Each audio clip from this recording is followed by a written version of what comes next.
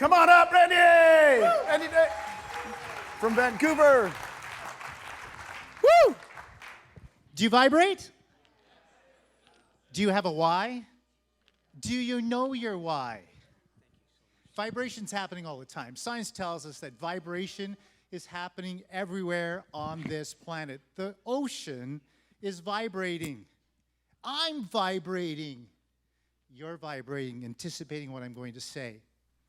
Vibration and why go hand in hand. This next video I show you is going to, I think, shock you. If you don't feel the vibration of these athletes that are going to be jumping to the moon with this thing called a kiteboard, you're not alive. These guys know their why, they know their vibration, and it blows me away what these athletes can do. There's only 20 in the world that can jump 100+ feet using this board, a kite strapped to their waist, and launching themselves into the sky. They're jumping the buildings here on the beach. Let's have a look at it and we'll get going.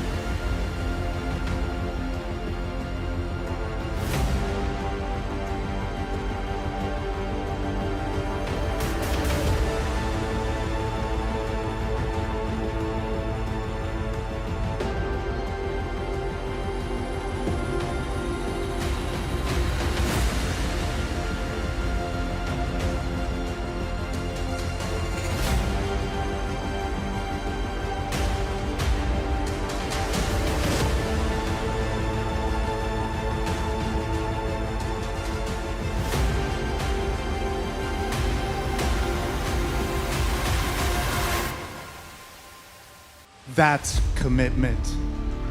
Are you jacked? Are you vibrating with energy after you see that? These athletes know their why. They're obsessed by their why. Are you obsessed by your why?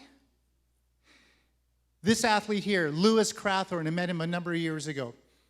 When I met him, his why was very simple. It was, how many beaches can I kite on?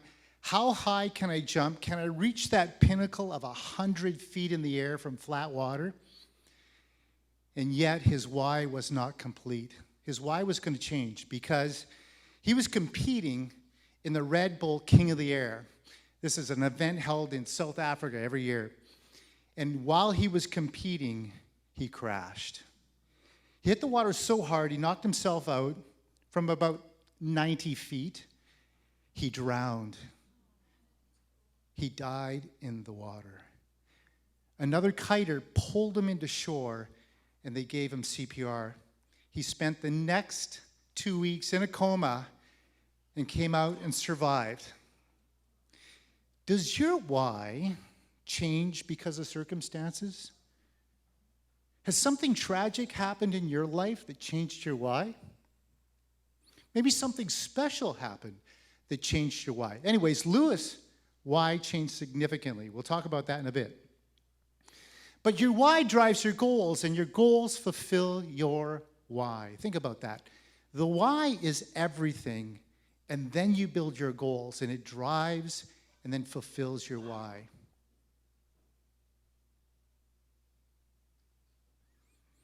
I often ask people on my team or whoever I meet, what is your why? And a lot of people struggle with that. Does anybody here struggle with their why? It's tough. What is my why? What is my why? Well, there's 4 things that I think help define our why. Number 1, and you might recognize this picture. This is Black Rock. Who's jumped off of Black Rock? Say aye. Aye. Who's going to jump off it that they haven't yet jumped? Let's do it together, okay? I want to do this again. Anyways, does your why make you come alive? Do you get out of bed every morning and go, oh my goodness, I can't wait to get at my why? It's got to make you come alive. Number 2, is your why tapping into your superpower? Brent's superpower, where it is. Mr. Enthusiasm. What is your superpower? And it doesn't have to be something like, the enthusiasm or being an exponential kite surfer. It can be cooking. It can be patience. It can be tenacity. What is your superpower, and how does it fit into your why? And do you add great value to others? Does your why add great value to others? Rohn's quote, right? You give everybody what they want, and you'll receive everything you want. Does your why bring great value to others? And then last, which is really the measure of it all, does it measure your life? Does your why measure your life? Are people talking behind your back about you and your why? Gosh, I don't know. How many of us talk about Glenn Sanford's why? I tell his story all the time. I tell Gene's story all the time.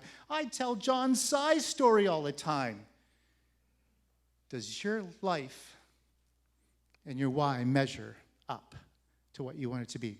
So really quickly, again, coming back to your why, does your why make you come alive every morning? Does it make you jump out of bed? Does your why tap into your superpowers?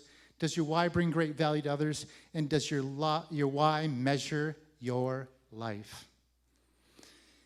This is a great image of this. So what is your why today? So gosh, I can remember back in 1992 when I got my real estate license, my only why, and it was so simple, how do I make a sale? Really? I had a child, another child on the way, a car payment, a house payment, and I was flat broke. The bank was calling our house every week. Thankfully, my wife worked at that bank years ago. And she would go in every week and beg the manager, hey, give us another week. Randy's working his tail off. He's going to make a sale. We're going to be able to take care of that mortgage payment. That was my only why. But, as our why continues to grow throughout life, it's kind of like layers and layers and layers. And today, my why is so much different. It's so philosophical.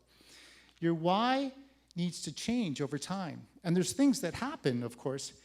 Now, we talked about Lewis. Well, Lewis, his why changed significantly. He took what made him come alive every day, which was kiting, and his superpower was jumping super high. And how was he going to add great value? He was going to go around the world and share his superpower and how wind could be the sustainable future of this earth. And now he shares it with hundreds of people in classrooms and in boardrooms, and his why changed significantly after that big crash in Africa. So, a couple hacks for the whys and your goals.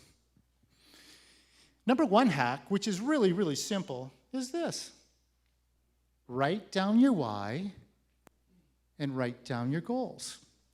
So, is there anybody in this room, and I can't see because of the lights, so you're going to maybe have to jump up and down, but is there anybody in this room right now, I'm going to have to put this down, because I got a $100 Canadian bill here. It's funny money. It's funny looking stuff. But if somebody can show me their written goals or their why right now. Right there. Bring it up. Come on up. Let's go. Yep, written. Woo! There's $100 for you. Mm-hmm. Look at that. Awesome stuff.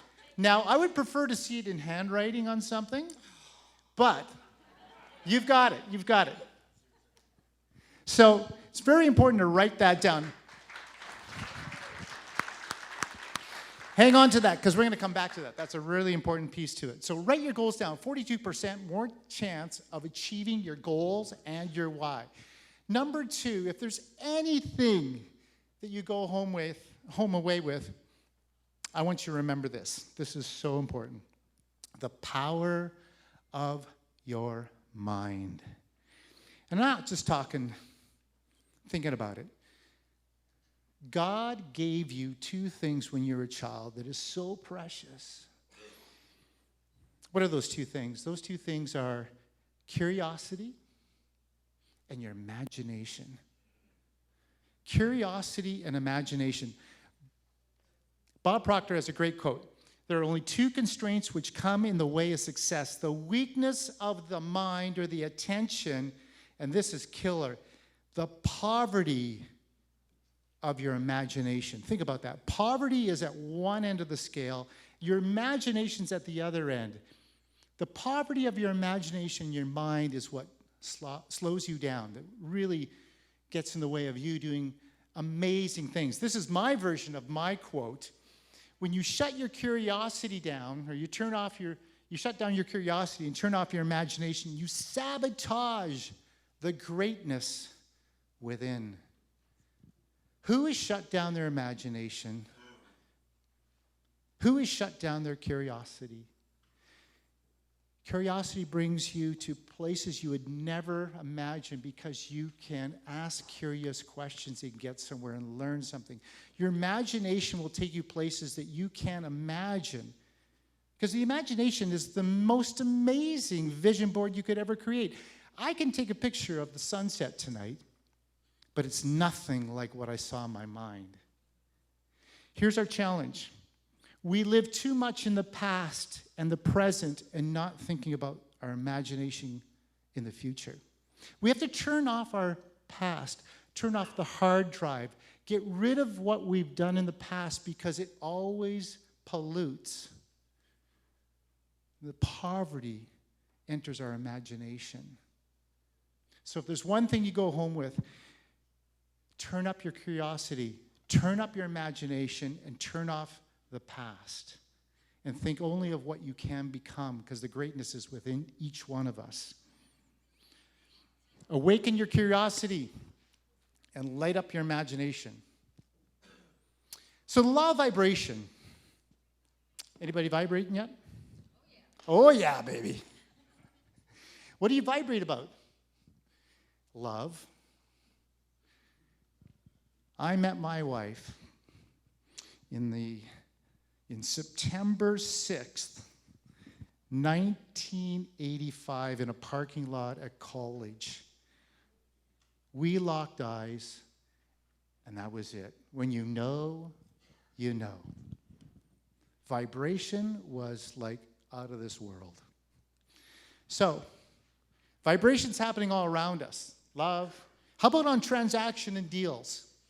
Whoever gets a name in their head and acts on it in that moment happens to me all the time, whether it's in deals or agent attraction. Here's an example. 3 weeks ago, I'm driving down the road and I go, Steve Burke. Steve Burke. Man, I haven't talked to that guy in about 3.5 years. What do? Hey, Google, call Steve Burke. I get Steve on the line. Hey, Randy, how's it going? It's going great. How are you doing? I was thinking about calling you. I'm done with RE/MAX. It's been 31 years. Vibration, frequency, and law of attraction is happening all the time. Are you acting on it? When a name comes to your mind, do you pick up the phone and make a call? Yes or no? It better be yes. It better be yes. Vibration's happening all the time, whether it's in life events or even in your faith. Vibration is happening all the time. This is how it works. Happens upstairs. It happens in our minds. So the first thing, intellectually, we have to think of what it is. So in this case, call Steve. Second, I need to tie something emotionally to it so I keep it. It's almost like a sandwich. Think of a sandwich. You've got the bread on the top and the bread on the bottom, and then in the middle is the meat. It's the good stuff. That's the emotional attachment. You have to put something emotionally to it to make sure that you keep moving forward, and then physically you go get it done. Or it works like this, the process. I want to sell 3 homes a year, or 3 homes a month, or 3 homes a day. I can do it if I put my mind to it. How about 3 agents or 30 agents? So that's the process that's going through my mind. Okay, now I need to tie something emotionally to it. Now you need to put the meat in. So what is it for me? Well, for me, it's property. For the next person, it might be a Ferrari.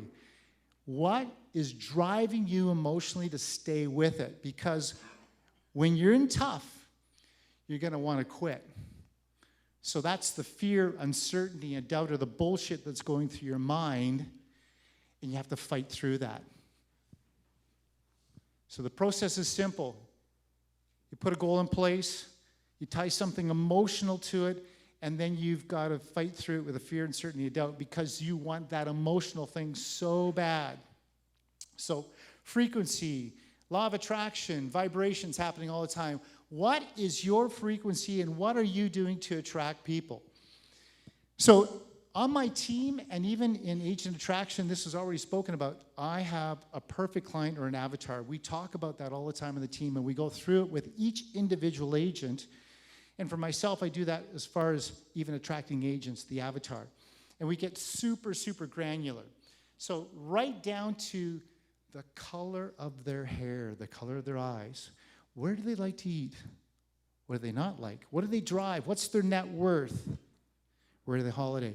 When you can get that granular, very similar to when you're looking for your significant other, now you're going to be sending out the right vibration, the right frequency to attract these people. In fact, they're going to seek you out rather than you hunting them. Who's hunted a wild animal in this room? A few people probably. What happens when you hunt a wild animal? It runs for its life. Why would you hunt clients? Why would you hunt agents? They're going to run for their lives. That's funny. Stop hunting. Start seeking. Get granular. And that can be on production as well as agent attraction as well. So as I close up here, where's my $100 bill back there? So you have to write down your goals, read them daily, imprint them on your intellectual and emotional mind. And when you've written them down and you're struggling with them, to get through the fear, uncertainty, and doubt and bullshit in your mind, you've got your goals handy. Now, why did I bring up a $100 bill? I've got my own 100. I write my why, my goals on a $100 bill. I carry this bill with me all the time. It's always with me. When the fear, uncertainty, and doubt hits my mind, what do? I reach in my pocket and I feel that $100 bill. Right. This is what I'm doing. My why is on one side, my goals are on the other, and if I could find $1,000 or a $10,000 bill, I'd put it on it. Money brings out the emotional value in us. I'm never gonna lose this. In fact, I have to get my Sharpie out and rewrite it on here all the time, which is a real bonus. I encourage you to do this. It's powerful. I've done this with my entire team, my production team. And we stand up at an office meeting, we say, who's got their 100? Show me your goals. Show me your why. What are you doing? What is the vibration you're sending out today? So the imagination, the curiosity is what I really want you to go home with. And I want you guys to all have a story that people are going to talk behind your back about. What is your story? Is your story worth others telling? Your why drives your goals fulfill your why. And I got to just add one more picture here because I love kite surfing. That's why I brought my board. And I'll never be able to jump 100 feet because I'm not obsessed by it. I might get out 20 times a year, but I'm pretty darn obsessed about EXP and agent attraction and production. Let's go big. All right, Randy Dyck.